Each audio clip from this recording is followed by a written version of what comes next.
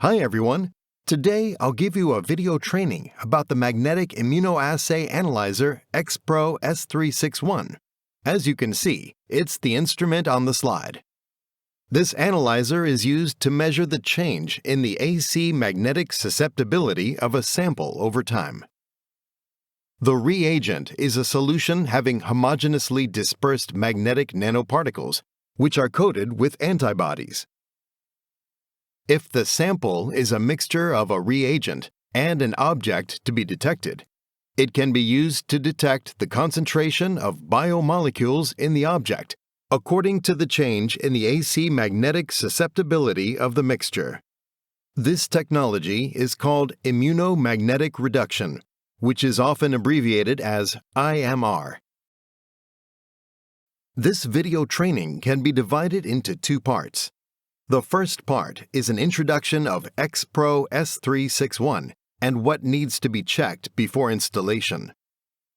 I'll introduce its structure, dimension, as well as the facilities and spaces required to ensure that this analyzer can be successfully installed and works properly. The second part is prior to operation preparation. After installation is finished and you're ready to measure samples, there are some things that need to be prepared. I'll detail what items you need to prepare in this chapter.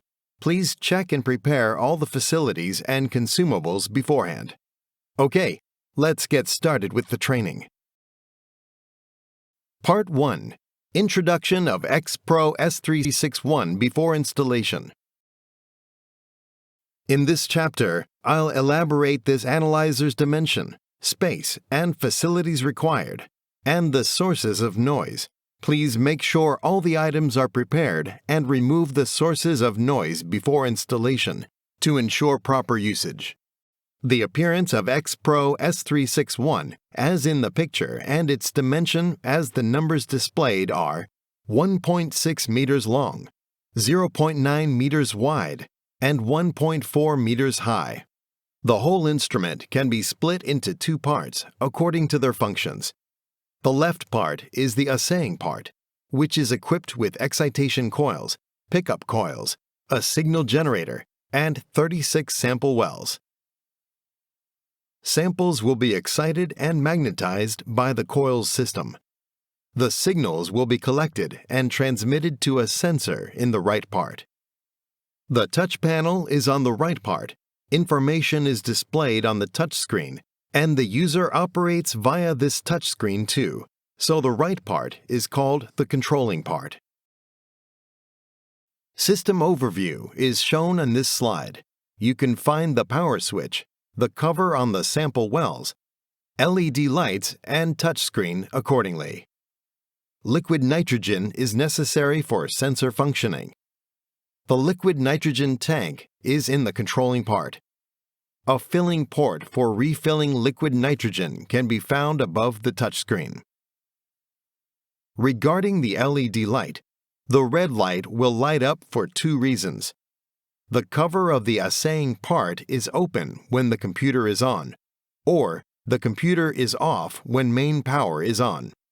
The yellow light lights up when the liquid nitrogen level is lower than 40%. The green light indicates that the device is measuring. This is the back view. You can find USB ports and a power plug on the back, and you can connect a mouse and keyboard via the USB ports. You can find a funnel and a liquid nitrogen filling port when you open the cover, which is numbered 2. Open the port and install the funnel. Then you can pour liquid nitrogen into this port. X-Pro S361 is equipped with one RJ45 port, and it's Ethernet connectable. According to its function, for easy shipping and moving, X-Pro S361 will be divided into two parts and crated individually, so you'll receive two crates. When they arrive, please check the indicator labels on the crates. They must be white. If any of them are red, please take pictures and inform the forwarder at once.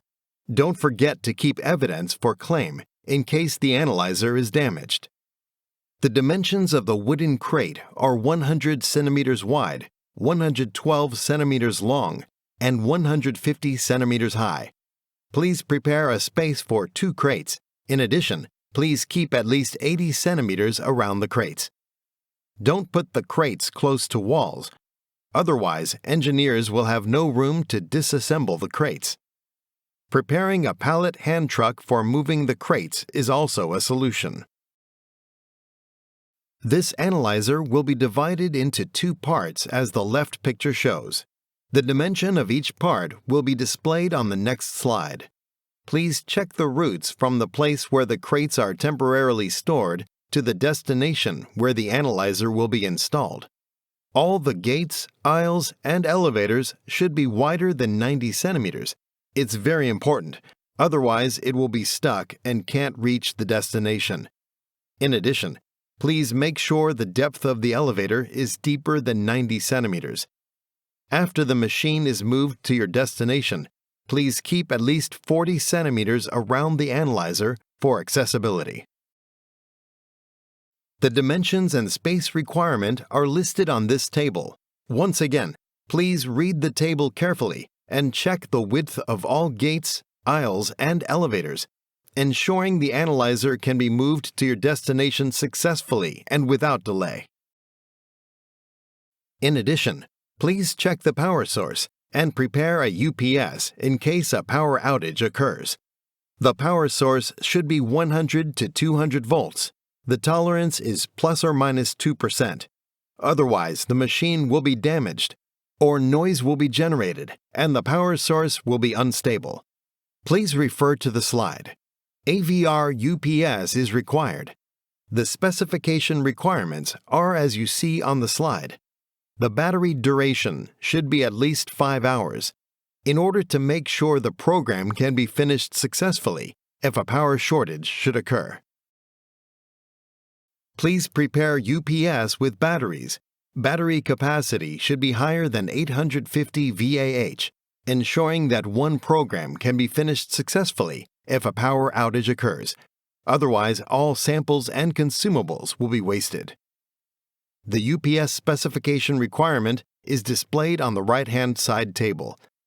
If you have no idea about how to choose a UPS, please use the models listed on the left-hand side table. They can meet our requirements. Being well grounded is important. Grounding is important for 3 reasons: to reduce noise, to conduct Faraday cage, and to protect the device. Please make sure the power source is grounded. This analyzer is equipped with an ultra-sensitive sensor, so it can be prone to interference. For this reason, please remove all sources of noise beforehand. There are 3 major sources: electromagnetic wave, magnetic field, and vibration. I will introduce common sources of noise in the following slides. Cell phones are one of the most common causes of interference. Please don't use cell phones within 2 meters of the analyzer. If it's necessary, for example, to take pictures or shoot videos, please turn on airplane mode before operation. A compressor generates electromagnetic waves. Appliances or instruments equipped with compressors are sources of noise.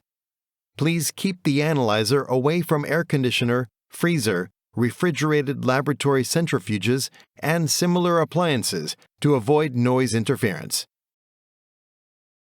A magnetic field is also a source of noise. Please keep a distance from MRIs or similar instruments and any items with magnets. Noise will be generated by AC drive while lacking power.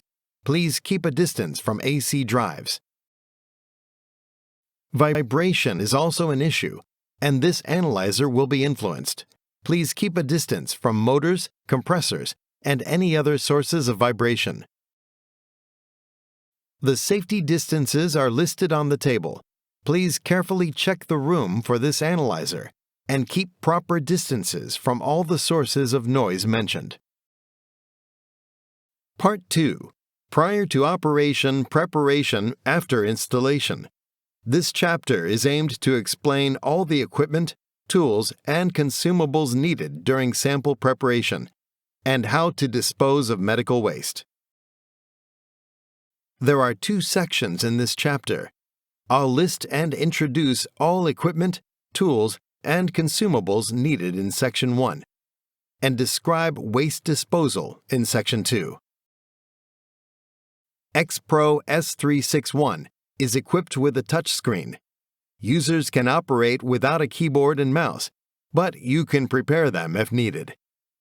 XPro S361 is Ethernet connectable, but users can copy files to a computer via USB flash drive as well.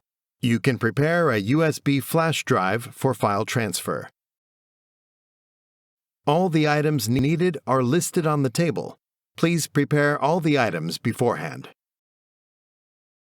Please prepare a refrigerator or freezer for consumables and samples. Both -20 degrees Celsius and 4 degrees Celsius are needed. -20 degrees Celsius is for control solutions. 4 degrees Celsius is for reagents and calibrators. Regarding samples, -20 degrees Celsius is okay for short-term storage. If the samples need to be preserved for more than 3 months, please store the samples in a -80 degrees Celsius freezer. There are 2 points that you need to pay attention to. The first one is to keep a distance from magnetic fields. A refrigerator is equipped with a compressor. The reagents and calibrators contain magnetic beads. Magnetic fields are a concern because quality may be influenced. The second one is temperature stability. Don't put consumables on the shelves on the door. Please prepare liquid nitrogen, a Dewar vessel for liquid nitrogen storage, and prepare a cup for the transfer of liquid nitrogen to the filling port. Please fill liquid nitrogen into a cup, then pour into the funnel. For safety's sake, don't lift the tank and pour into the filling port directly. In addition, please shut down the analyzer for at least 8 hours after refilling. Please refill the liquid nitrogen weekly, even if the analyzer is idle. Please prepare the items on the slide. They are necessary during sample preparation. Please use the glass tubes MagQ provides. The other brands may be incompatible with XPro S361. A low retention tip is recommended for reducing deviation. Please prepare all the items displayed on the slide. They will be needed during sample preparation too. The rack is for placing glass tubes, reagent, and control solution. The marker pen is for marking the glass tubes. Parafilm is for sealing the glass tubes. And the tweezer is for taking out the glass tubes after measurement is finished. To avoid sample degradation, please put samples on ice during operation. For this reason, please prepare a crushed ice maker and a container. Please don't put reagents and calibrators on ice because magnetic particles will be damaged under low temperature. During sample preparation, please prepare a vortexer for resuspending magnetic particles and mixing samples with reagent thoroughly. And prepare a centrifuge for spin down after vortex. Please check and comply with local medical waste disposal regulations. All medical waste should be put in biohazard red bags. Please contact with medical waste clearance companies for disposal. Thank you for your attention. We'll give you detailed information and demonstrate how to operate this analyzer during on-site training. Should you have any questions, please feel free to contact us. Thank you.